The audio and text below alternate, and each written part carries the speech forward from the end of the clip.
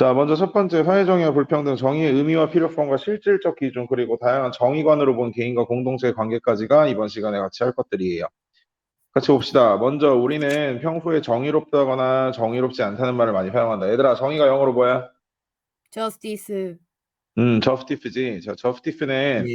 어디서 나온 말이냐면, 동로마 세계사를 배우면 동로마 제국이라고 있는데, 동로마 제국의 황제였던 유스티니아누스에서 나온 말이에요. 유스티니아누스가 이제 우리가 영어로 읽었을 때, 아니, 영어가 아니라 라틴어와 그리스어로 읽었을 때 앞에 제이를 묵음으로 치느라고 유스티니아누스지, 원래 이제 주스티니아누스가 되거든, 영어로 읽으면. 거기서 이제 정의라는 말이 나왔어. 얘들아, 권력이 뭘까? 권력, 정의, 뭐 이런 거. 잠깐만, 여기 4번이지. 예. 마루 있지? 예. 마루야, 대답해봐. 채팅으로 대답해. 이거하고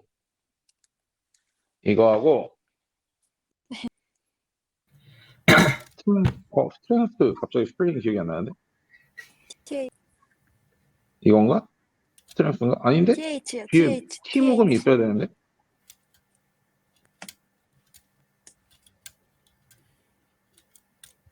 아씨, 갑자기 나도 미쳤나? 왜 기억이 안 나지? 말하지 마봐. 내가 생각해낼 거야. 스트렝스.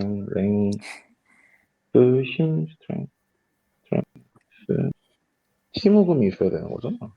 T 모음이. GHD구나. 뭐야? GH. 잠깐만. 자, 다시. STREM. GH. 이렇게 나와야 되나? 아니. TH. 예엠병. 영어 실력 짧은 거 티나네. 자, 얘들아, 이 세 개의 차이가 뭐야?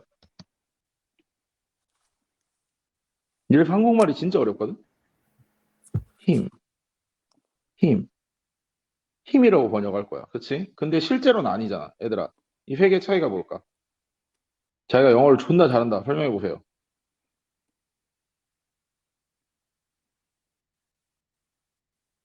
빨리 설명해줘. 현기증 날 것 같아. 어떤 차이가 있어? 스펠링. 나 죽을래? 뭔 차이가 있을까, 얘들아? 사용되는 때. 응?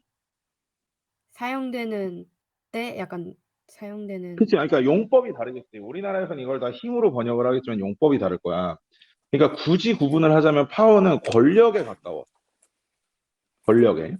그러니까 눈에 보이지는 않는데, 그러니까 파워도 그렇고 포스도 그렇고 눈에 보이지 않는 힘이지만 파워가 권력에 가까운 힘이라면, 포스는 무슨 우리가 력으로 번역하는 거 있지. 그러니까 예를 들어서 중력, 인력 뭐 이런 것들, 그런 거에 가까운 힘들이야. 스트렝스는 그냥 육체적으로 힘이 세다라고 얘기할 때 이렇게 이야기하는 거라고. 자, 그러면 하나 물어보자. 선생님이 예를 들어서 나라가 학교에, 그러니까 나라가 통합사회 시간에 그럴 리는 없겠지만 빤스런을 해가지고 카페 가서 먹고 싶은 걸 먹다 온다든지, 아니면 게임방에 가가지고 튀어가지고 게임을 한다든지. 자, 그렇게 했어. 자, 그때 선생님이 나라를 혼냈어. 자, 그건 선생님이 권력이 있기 때문인 건가?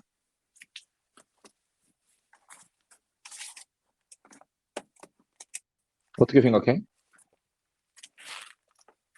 자, 질문이 어려웠던 것 같은데 봐봐, 얘들아. 선생님은 뭘 얘기를 하고 싶으면 권력과 정의를 나누고 싶은 거야. 권력과 정의라는 걸. 얘들아, 살인자가 살인을 저질렀어. 그래서 국가가 그 살인자를 처형했어. 그것은 국가에게 권력이 있어서야?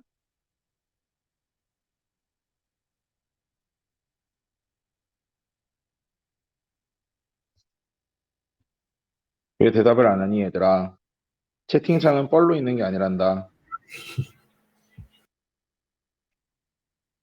선생님이 좋아하는 영화 중에 쉰들러 리스트라는 영화가 있거든?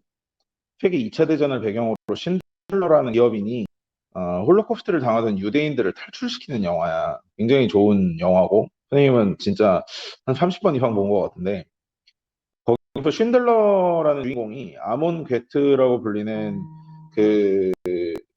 유대인 수용소장에게 이런 얘기를 해. 유대인 수용소에서 잘못을 저지르는 사람을 너가 이렇게 처형하거나 또는 가두거나 굶기거나 하는 것은 권력이 아니라는 거야. 그건 정의야. 즉, 예를 들어서 원래 무언가를 잘못해서 혼나야 되는 사람을 혼내는 건 권력이 아니야. 그건 그냥 정의 구현일 뿐이고, 진정한 권력이란 건 뭐냐면, 원래 이랬어야 되는데 그거에 대한 결과를 바꿀 수 있는 게 권력이라는 거야. 그러니까 원래 죽었어야 될 것을 왕이 자비를 베풀어서 살려주는 것. 또는 반대로 원래 살려줘야 되는 사람을 왕의 변덕으로 인해서 죽여버리는 것. 이게 권력이라는 거지. 즉 우리는 정의라는 말 자체에 이미 뭐가 배속이 되어 있냐면 왜 아까 동로마 제국의 유스티니아누스라는 그 황제의 이름에서 정의가 시작됐냐면 유스티니아누스는 모든 로마법을 정리해가지고 로마법 대전을 만든 사람이야. 그 로마법 대전을 만든 사람의 로마법은 뭐 예를 들어서 사람을 죽인 자는 사형에 처한다. 사람을 때린 자는 20대를 때린다. 뭐 사람을 괴롭힌 자는 같이 괴롭힌다. 뭐 이런 식으로 어떠한 법률들을 만들어 놓고 그 법률에 의해서 사회가 굴러가는 거. 그걸 이제 정의가 구현된다라고 이야기를 하고 있다고. 그러니까 권력과는 대척점에 있는 게 바로 정의라고 볼 수 있어. 권력과는 대척점에 있는 게. 그러면 의미와 필요성을 얘기하기 위해서 지금 권력에 대한 이야기를 조금 꺼냈던 건데 뭐 지워지는 게 왜 안 지워지냐 몰라. 자, 여기 지금 같이 한번 보자. 우리는 평소 정의롭다거나 정의롭지 않다는 말을 많이 사용한대. 사회 발전에 기여한 사람이 보상을 받거나 잘못한 사람이 벌을 받을 때는 정의롭다. 즉, 정의롭다는 거 그냥 원래 그랬어야 되는 게 그렇게 되는구나라는 식이라면. 반대로 부당한 이유로 차별받거나 죄를 지은 사람이 지위나 권력을 이용하여 처벌을 받지 않으면, 다시 말해 원래 벌 받아야 되는 사람이 벌을 받지 않으면 정의롭지 않다고 비판을 한다고. 그럼 정의란 무엇일까라고 생각을 했을 때, 이 밑에 내용을 보니까, 지금 보니까 이거야. 금수저 때문에 취업에 대한 불평등이 만연한다. 낙하산 인사라든지, 우리 애가 이번에 대학을 졸업하는데 취업을 하긴 해야지 하면서 채용 기회가 생긴다든지. 자, 이런 식으로 본인의 능력이 아니라 엄마, 아빠 또는 집안이 가지고 있던 어떠한 그러한 그 배경이나 권력을 이용하여 원래 들어가면 안 되는 그런 좋은 직업에 취업을 할 수 있는 그런 거죠. 근데 선생님이 학교 다닐 때 내가 너희 반에서 그 얘기 했었냐? 우리 반 선생님이 고등학교 2학년 때 학급 급훈? 얘기했었어? 월요일에 2대 이거 나한테 들어봤니? 얘들아? 얘들아 듣고 있지? 어. 그 월요일에 2대라고 이야기를 하셨던 그 선생님께서 이런 이야기를 했었어. 뭐라고 얘기를 했었냐면 선생님이 너희를 때리는 거, 다시 말해, 너희에게 교육을 시키기 위해서, 다시 말해, 공부를 시키기 위해서 때리는 거는, 복지제도다라는 이야기를 했었어. 이게 무슨 말이냐면, 얘들아, 우리가 생각해 봤을 때, 직업에 귀천이 있을까, 없을까?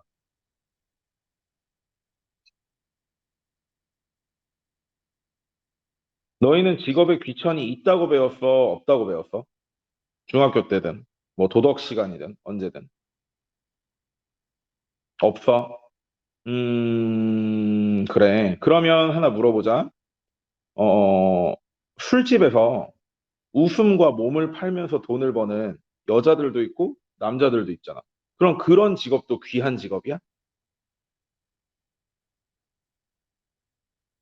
그런 직업을 다른 사람의 목숨을 구하는 소방관이라든지 사회 질서를 유지하기 위한 경찰이라든지 그런 직업과 비교해서 동등하거나 또는 더 귀한 직업이라고 이야기할 수 있나?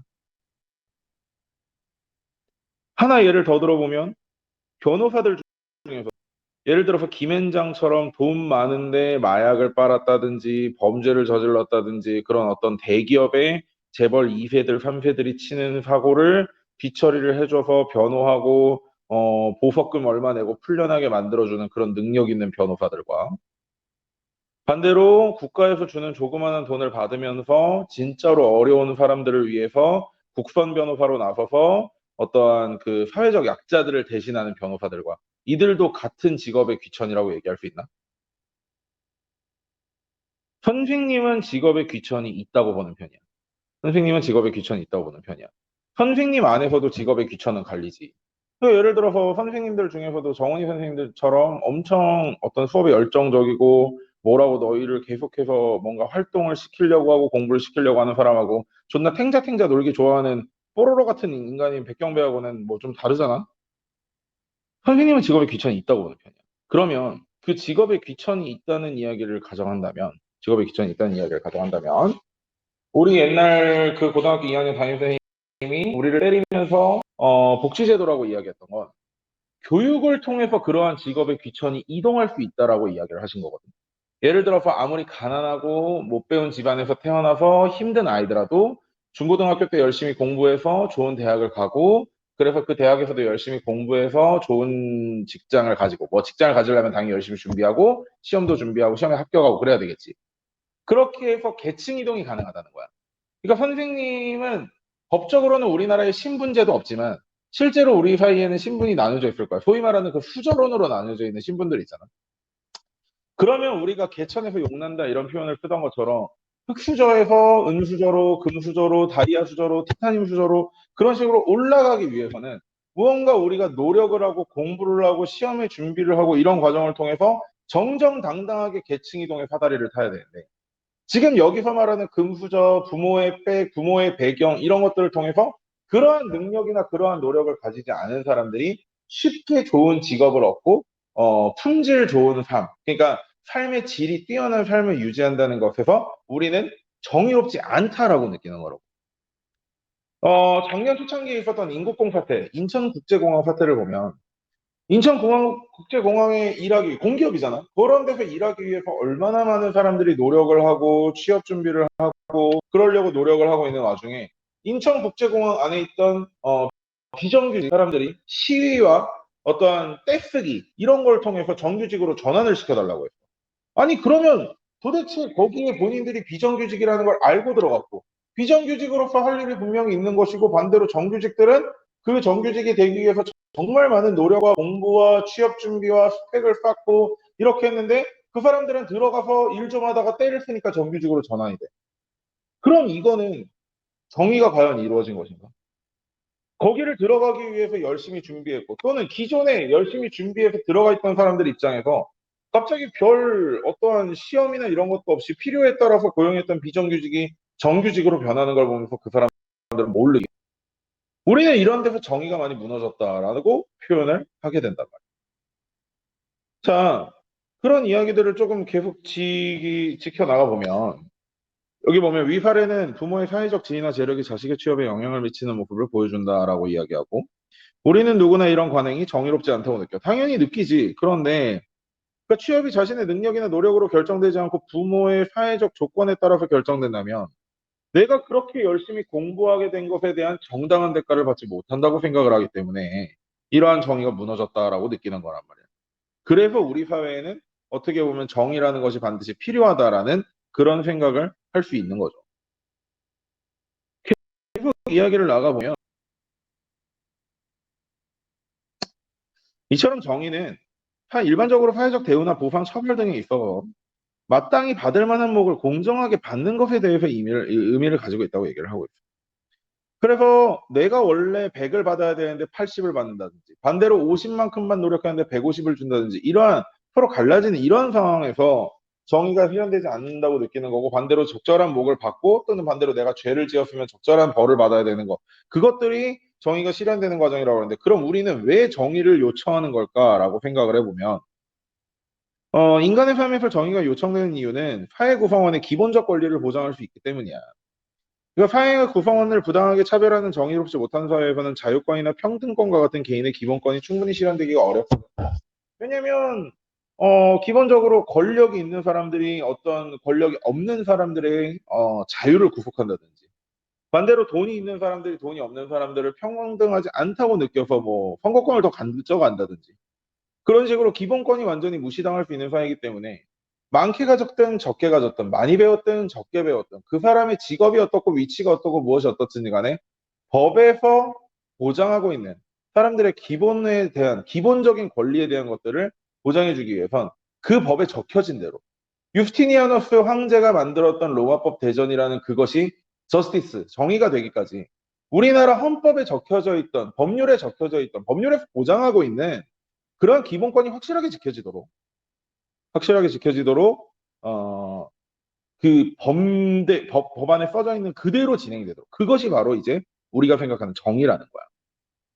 그래서 이러한 정의가 실현되면 사회통합의 기반이 마련될 거야. 즉 노력한 만큼 보상을 받아서 좋은 직장을 갖게 되고 또는 잘못한 만큼 벌을 받아서 죗값을 치르는 그런 사회가 일어나야 내가 이 사회 속에서 이 사회가 계속 유지되고 발전되도록 내가 가진 능력이나 내가 가진 어떤 열정을 통해서 이 사회를 계속해서 구성하고 운영시켜 나가는데 이바지할 수가 있게 되는데 그게 없으면 아유 헬조선 씨발 족같은 나라 나 애기 안 낳아 결혼 안 해 혼자 살기도 바빠 이런 식으로 사회 전체적인 어떤 구성 자체가 무너져 내려가는 상황을 볼 수 있다는 거죠.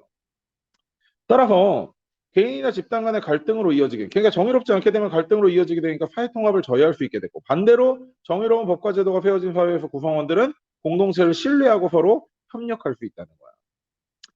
그래서 이렇처럼 정의는 사회를 구성하고 유지하는 데 필요한 핵심적인 덕목인데 우리는 이런 정의의 중요성을 인식을 하고 사회 구성원들이 정당하고 동의할 수 있는 정의의 기준을 세움으로써 사회의 다양한 영역에서 정의를 실현할 수 있도록 노력해야 된다. 이게 우리가 정의를 어떤 정의의 의미를 알고 정의의 필요성이 왜 필요한지를 깨닫게 되는 그런 내용. 그럼 다음으로 넘어가서요. 그럼 실제적으로 정의가 활용되는 케이스들을 몇 개 한 번씩 살펴봅시다. 자, 먼저 여기 본문들을 읽어보니까 우리가 살아가는데 소득이나 기회나 지위와 같은 다양한 사회적 자원이 필요한데 이 사회적 자원은 그 양이 한정되어 있대. 이거 우리가 경제에서는 뭐라고 그랬지? 자원의 무슨 성?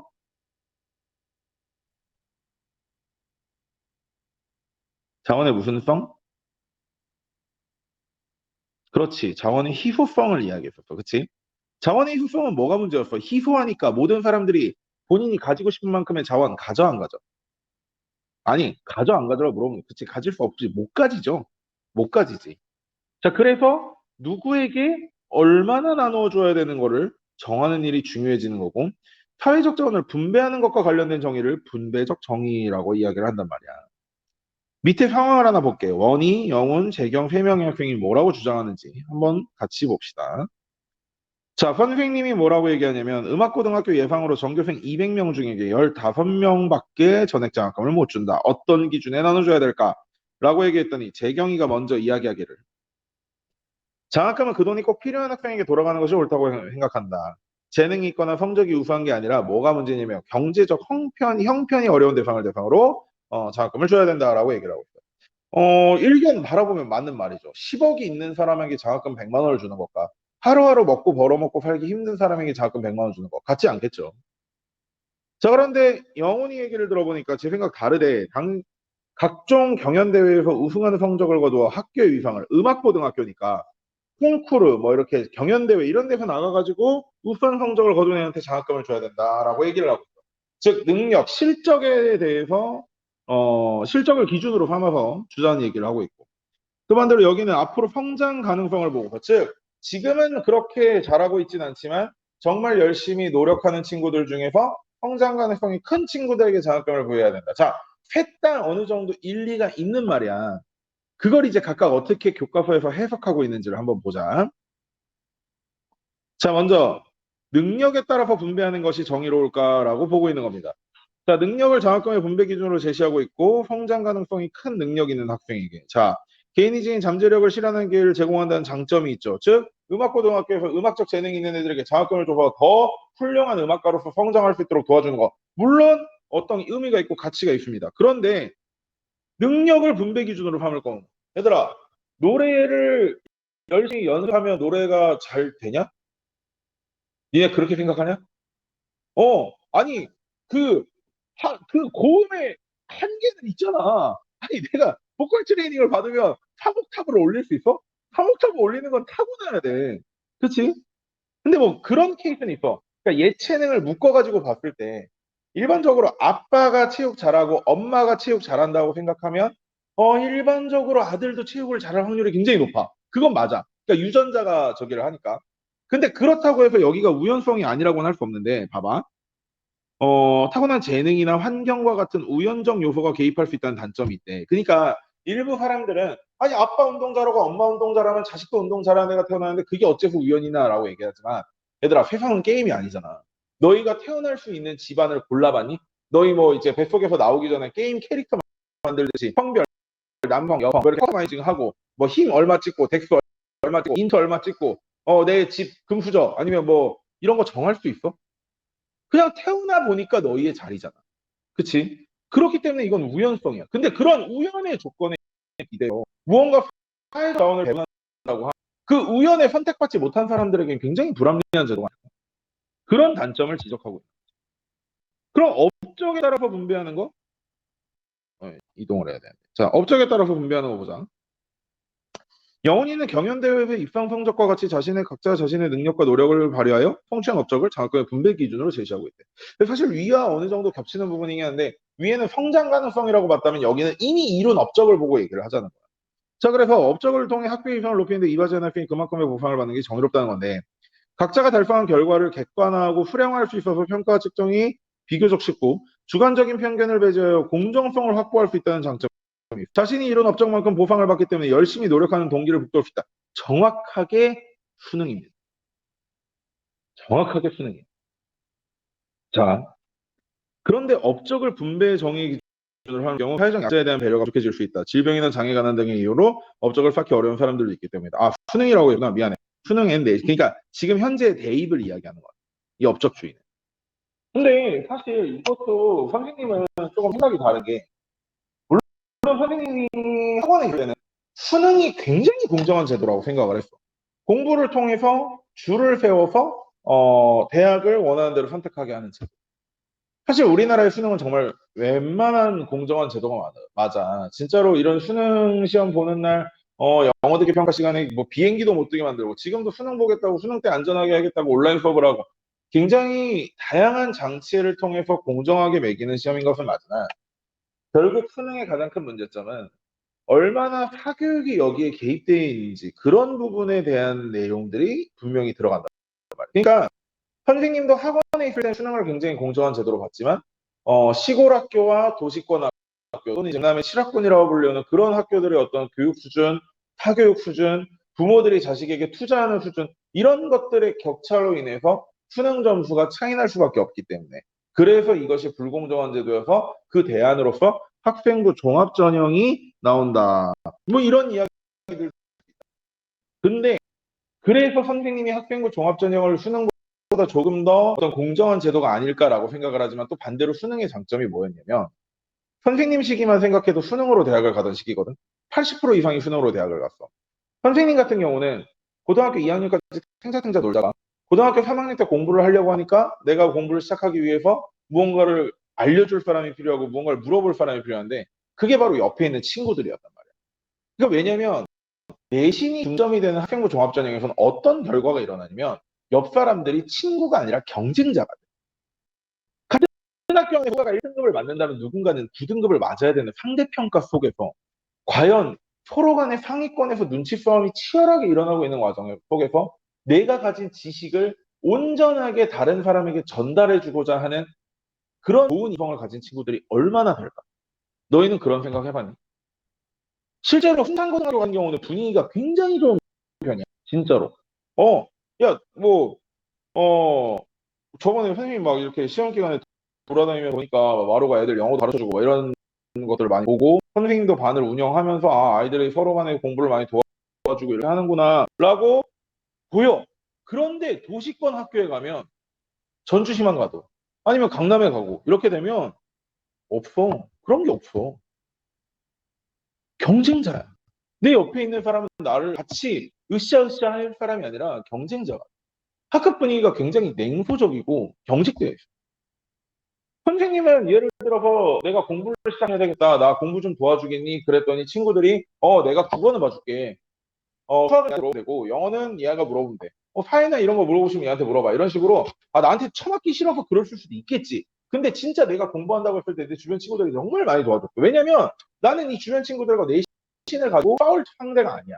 우리는 다 같이 수능으로 대학을 갔어야 되는 시고 같이 수능을 재밌게 즐겁게 그리고 결과가 좋게 뽑아내야 되는 그런 친구들이었기 때문에 같이 으쌰으쌰 모여서 공부하는 그런 분위기가 있고 그런데 반대로 내신이라는 어떠한 학급 상대적인 그러니까 지금 결국 이건 이거야. 사회 전체적으로 굉장히 분배할 자원이 희소한 상황에서 능력과 업적을 중점으로 분배를 하다 보면 결국은 업적을 쌓기 어려운 사람들도 있기 때문에 그리고 강조하다 보면 과열 경쟁으로 구성원 간의 사회적 갈등이 커질 우려가 선생님이 안산에서 있었던 일인데 실제로 어떤 친구의 시험을 마치기 위해서요. 친구가 열심히 정리해놨던 파일을 가져다가 버린 케이스가 있어요. 그런 게 멀리 있는 일들이 아니에요.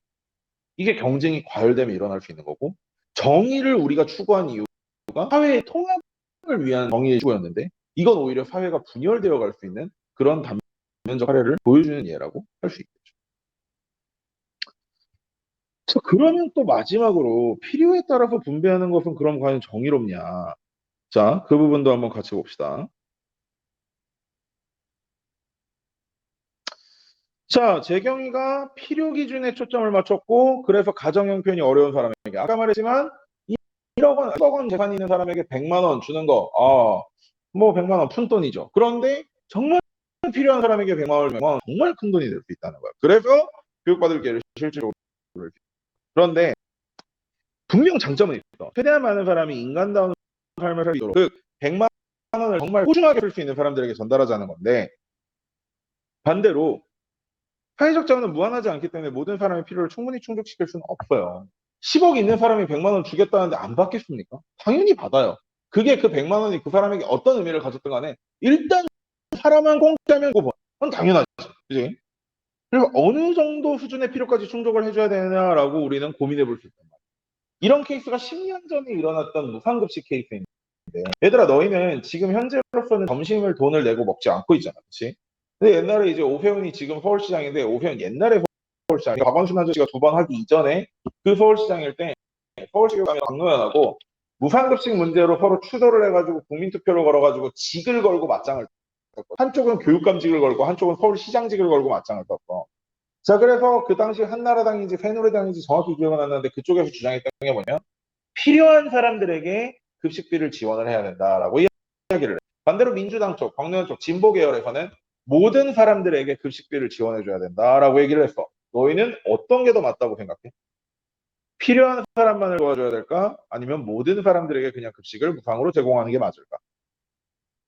왜 모든 사람을 하니? 왜? 그러면 반대로 물어보자. 돈 많은 사람들이 굳이 도움받을 사람들이 없는 사람들에게 줄 돈을 뺏어서 더 가난한 사람들에게 더 나눠줄 수도 있는 거잖아.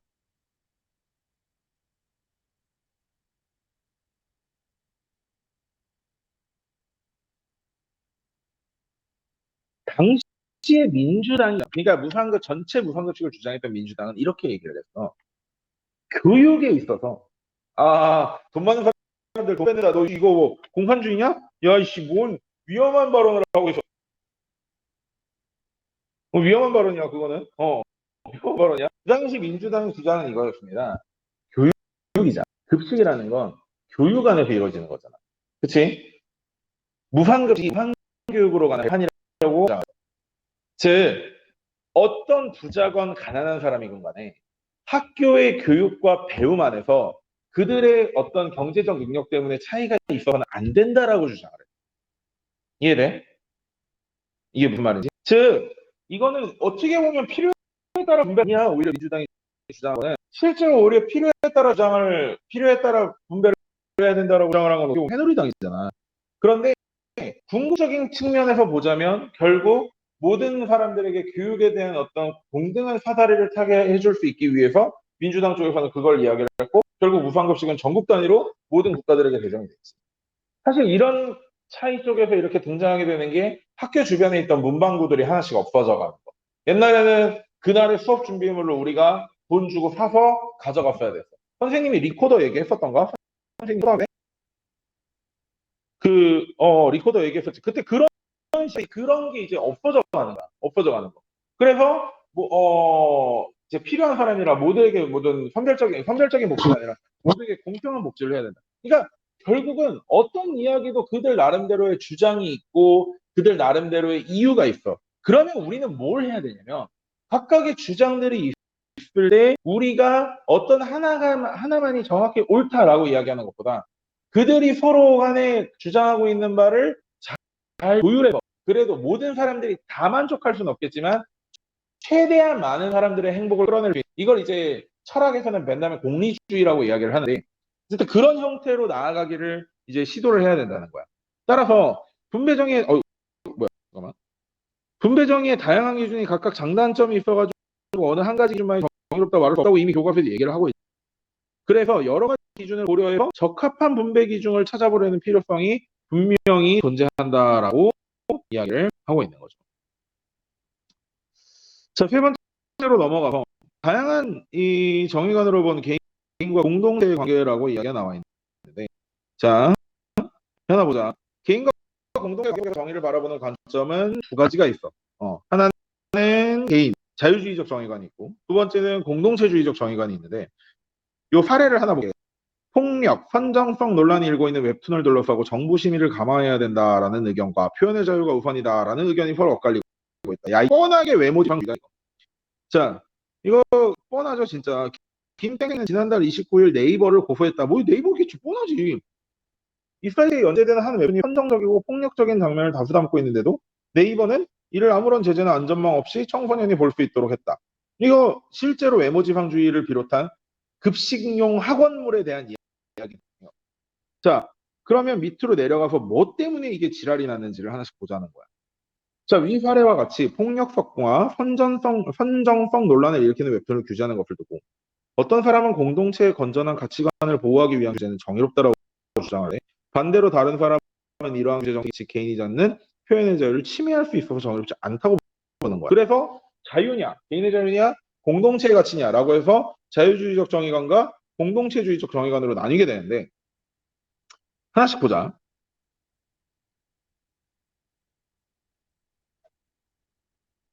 자유주의적 정의관에서는요, 정의를 개인의 자유와 연관지어 바라보고, 자유주의가 무엇보다도 소중한 가치이기 때문에 공동체의 전통이나 가치로부터 독립하고 자율적인 존재임을 강조한다 그랬어요. 그래서 자신이 원하는 삶의 목적과 방식을 스스로 결정하고 이에 따라 자유롭게 살아갈 권리가 있는데, 제일 중요한 거, 타인의 자유를 침해하지 않는 한에서 개인의 자유와 권리를 최대로 보장해서 개인선을 실현하는 것이 정의롭다고 본다. 그래서 공동체는 공동체에 속한 개인에게 특정한 가치를 강요해서는 안 된다라고 주장을 하고 있습니다. 반대로 공동체주의적 가치관에서는 인간의 삶에서 공동체가 가지는 의미를 의미하는 것, 즉 인간은 사회적 동물이고 혼자서는 절대로 살 수 없기 때문에 개인이 공동체의 영향을 받으며 소속감과 정체성을 형성해 나가는 존재임을 강조하고, 자신이 속한 공동체가 올바로 유지되고 발전될 때 좋은 삶을 살아가기 때문에 공동체의 발전을 위해 노력해야 된다라고 이야기를 해줘. 그래서 공동체주의에서는 개인이 속한 공동체의 공동선을 실현하는 게 좋다 그랬는데, 그러니까 멀리 갈 것도 없다. 이거 사반에서도 발표 주제 중에 하나였나? 잘 모르겠는데, 그 코로나 시국에서 확진자의 동선을 공개를 해야 된다, 하지 말아야 된다 라는 장도, 확진자의 공선을 공개한다는 쪽은 어떻게 보면 공동체주의적 가치관을 더 강조한다면, 반대로 어쨌든 간에 개인의 사생활을 보호해줘야 된다는 건 자유주의가이다. 아까 말했던 웹툰으로 돌아가서 얘기하면, 웹툰 작가가 선정적이고 폭력적인 소재를 쓰면 재밌잖아. 재밌잖아. 야, 야하고 다 때려 부순데 얼마나 재밌냐.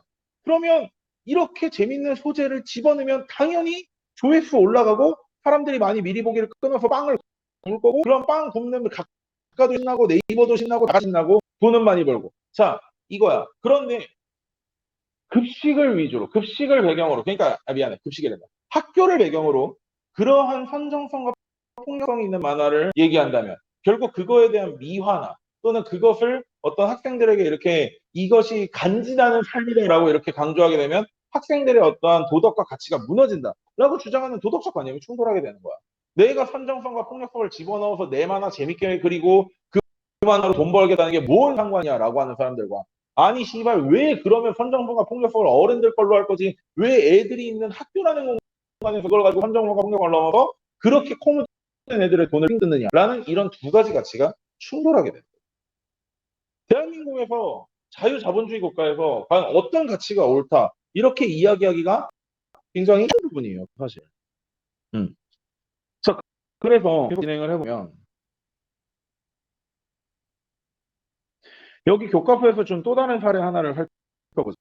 자유주의적 정의관과 공동체주의적 정의관을 통해서 개인과 공동체의 관계를 어떻게 살펴볼 수 있을까라고 했더니, 프랑스 정부는 부유세를 폐지했대. 그러니까 실제 최고 회율이 75%. 야, 얘들아, 근데 75%면 해도 너무했지. 예를 들어서 내가 한 달에 1억을 버는데 회율이 75%야. 그러면, 아, 미안해. 1년에 1억을 버는데 회율이 75%야. 그러면은, 2,500만 원 버는 거네? 1억 벌었는데 나한테 실제 떨어지는 돈은 2,500만 원이네? 그러면 회율 감안해서 한 3,300만 원쯤 버는 사람하고 똑같네? 쓸 수 있는 돈이? 이게 정상이냐? 근데 또 반대로 뉴욕주의 갑부들은 부유세를 내겠대. 자, 근데 이거는 교과서에서 사례를 조금 잘못 활용한 편에 있어. 왜냐면 얘들아, 사람은 기본적으로 무언가 행동을 하고 뭔가를 저지를 때 본인의 이득에 가까우니까 저지르는 거야. 예를 들어 생각을 해보자. 자, 경배가 너희에게 빼빼로를 줬어. 왜 줬을까? 내가 자선 사업가라? 왜 줬을까?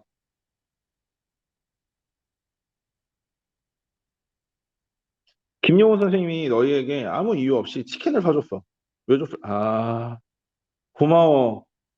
나를 거진 10개월 겪었는데 내 인성을 그 정도로 파악해주고 있단 말이야? 너희는 순진한 거야, 바보야? 어? 어? 너희 순진한 거야, 바보야. 야, 잘 봐봐. 사람들은 기본적으로 내가 어떤 이익이 있으니까 옮기니까?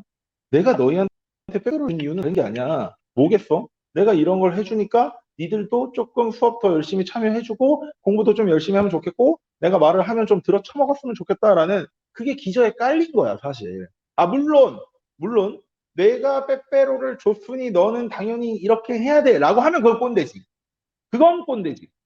그러니까 야, 씨, 내가 이렇게까지 해줬는데 네가 이거 안 할 거야? 아니, 그럴 거면 사채업을 해야지. 뭐돈 빌려주고 돈 받고 이런 거 해야지. 그럼 나는 사채는 안 하고 교사하고 있잖아.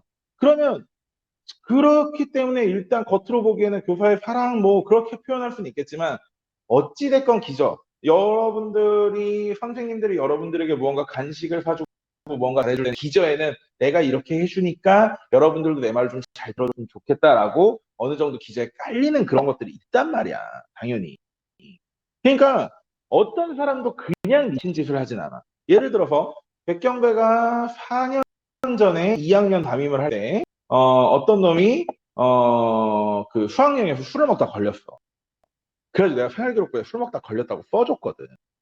왜 써줘? 내가 또라이라?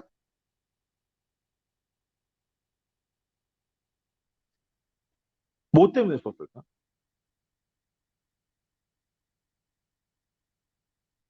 나도 이거 계산해보고 쓰지 않았겠어?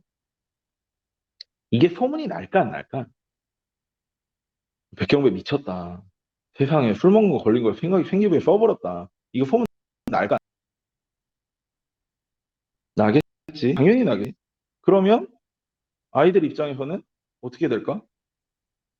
내가 생활기록부를 가지고 애들한테 그래 계속 늦게 와봐. 내가 네 생활기록부에 어떻게 쓰나 보자 라고 하는 게 실질적인 협박으로 접근될까? 아니면 그냥 하는 소리로 접근이 될까? 그래, 그거야. 그냥 미친 짓을 하는 게 아니야. 내가 기본적으로 너희들과의 심리 싸움에서 무언가를 가져가기 위한 이득을 하는 거야. 그러면 돌려서 얘기해보자. 이 뉴욕주의 갑부들, 야, 이 갑부들이 부유세를 내겠대. 그러니까 세금을 더 내겠대. 이게 얘네들이 착해서 그래? 반대로 프랑스 정부의 갑부들은 부유세를 못 내겠다고 개지를 떨어가지고 결국 부유세가 폐지됐대. 그럼 프랑스 갑부들의 인성이 터진 거고 뉴욕 갑부들의 인성이 너무 좋아서 서로 간에 세금을 내고 안 내겠다고 하겠냐? 아니라는 거지. 프랑스에서는 상식적으로 너무나 비상식적인 세금을 요구를 하니까 안 내라고 뻐겨서 들어 누운 거고 반대로 뉴욕주 갑부들도 세금 내기 싫은데 지금 다른 나라 세금하고 우리나라 세금하고 비교해보니까 우리나라 세금이 너무 약해. 우리 주 세금이 너무 약해. 뉴욕주의 세금이 너무 약해. 그러니까 언젠가는 가난한 사람들 또는 사회 하층민들 입장에서 부자들에게 세금을 더 걷어서 우리에게 나눠달라는 얘기가 나올 것 같은데 그런 얘기가 나오기 전에 우리가 적절하게 세금을 더 내서 젠체를 하자라고 접근하는 거지. 전 세계 어떤 미친놈이 세금을 더 내고 싶어 해. 어떤 미친놈이. 그러니까 이런 관계들 역시 본인의 필요에 의해서 만들어진 거기 때문에 예시로 들어서 쓰기에는 조금 안 좋지 않나라는 생각이 들어요. 근데 그냥 결론을 먼저 얘기를 해보자면 결국은 부유세 제도를 둘러싸고 서로 다른 견해가 드러나 있고, 그래서 어떤 사람들은 정면으로 맞서기도 하고 어떤 사람들은 스스로 더 많은 세금을 내도록 하나 요구하게 하는데, 이건 인성의 문제가 아니고 개인선의 실현을 강조하는 자유주의적 정의관에서는 과도한 부유세가 재산에 대한 개인의 권리를 침해할 수 있다고 생각하는 거고, 반대로 공동체주의적 정의관에서는 부유세를 통해서, 왜? 이들이 애초에 돈을 벌었던 이유 자체가 이 사회의 안전성과 이 사회가 그들을 어떻게 뭐 고용할 수 있도록 기초교육을 하고 그러니까 어떤 기업의 노예가 돼서 열심히 일할 수 있도록 그런 세팅을 해준 그런 값이 있기 때문에, 그렇기 때문에 이들을 이용하고 착취까지는 아니더라도 이용해서 너희가 돈을 벌었기 때문에 너희가 번 돈의 일부를 다시 그러한 건강한 사회가 유지될 수 있도록 유지하기, 그러니까 운영하기 위해, 사회를 운영하기 위해서 너희가 세금을 걷겠다라고 이야기를 하고 있는 부분이에요. 그게 이제 공동체의 실현을 강조하는 공동체주의적 정의가. 결론적으로 얘기를 해보면, 그래서 뭘 어떻게 해야 되느냐? 간단해. 아까도 말했잖아. 서로 간에 모든 사람들을 다 만족시킬 수는 없기 때문에 적절한 합의점을 찾아서 그래도 최대한 많은 사람들이 만족할 수 있도록 공리주의적 사상에 입각하여 결론을 지어야 된다라고 이야기를 하고 있는 거예요. 그래서 어느 한쪽만을 지나치게 중시하면 당연히 문제가 생기겠지. 막말로 개인의 자유주의적, 개인선을 주장하는 자유주의적 그런 가치관을 주장하자면 삼성이 떡볶이 팔겠다고 해도 우리는 막을 수가 없어. 야, 삼성이 떡볶이 팔면 얼마나 잘 팔겠냐. 그 엄청난 물류를 이용해가지고 떡도 엄청 싸게 때울 거고 양념도 엄청 싸게 때울 거고, 삼성에서 박사급 대가리들이 어떻게 해야 떡볶이가 맛있을까 이러면서 그람 단위로 양념을 찍어가지고 발라보면서 맛있는 떡볶이를 만들기 위해 노력을 할 거야. 그치? 그런 모든 떡볶이들이 이제 전 동네방네 다 들어가는 거지. 삼성 떡볶이 해가지고. 잘 되겠지. 겁나 잘 팔리겠지. 근데 지금까지 떡볶이로 먹고 살던 많은 분식점 아줌마들은 다 나앉아야 되는 거죠. 그렇다고 반대로 공동체주의적 정의관을 활용하기 위해서 삼성이 열심히 반도체에다가 기술 개발을 하고 석박사들 세계에 있는 머리 좋은 놈들 다 끌어모아가지고 지식을 개발하고 특허를 내가지고 반도체를 만들고 있는데, 갑자기 공동체의 선, 공동 지구 전체의 선을 위해서 너희가 개발했던 그 기술 특허를 전부 다 풀도록 해. 그래야 모든 사람들이 반도체를 더 가격 싸고 좋은 가격에 쓸 수 있지 않겠어? 라고 얘기하면 어떤 대가리에 총 맞은 새끼가 앞으로 기술 개발을 할까? 그래서 개인의 가치도 분명 중요하고 공동체의 가치도 분명히 중요해. 그런데 어느 한쪽만을 지나치게 추구하는 게 아니라 양쪽을 상호 보완적인 관계로 바라보고 둘의 조화를 지향해야 된다라는 게 결국 오늘 수업의 결론이 되는 거야.